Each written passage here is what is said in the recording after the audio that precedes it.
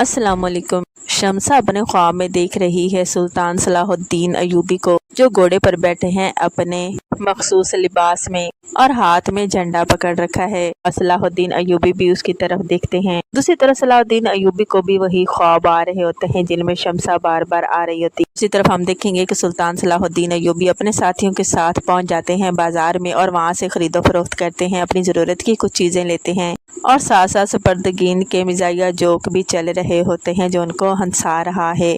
आगे क्या होने वाला है जानने के लिए बने रहें चैनल के साथ। चैनल को करें सब्सक्राइब, बेल आइकन को जरूर प्रेस करें, लाइक करें, शेयर करें और अपने प्यारे प्यारे कमेंट जरूर दीजिए। अल्लाह हाफिज़।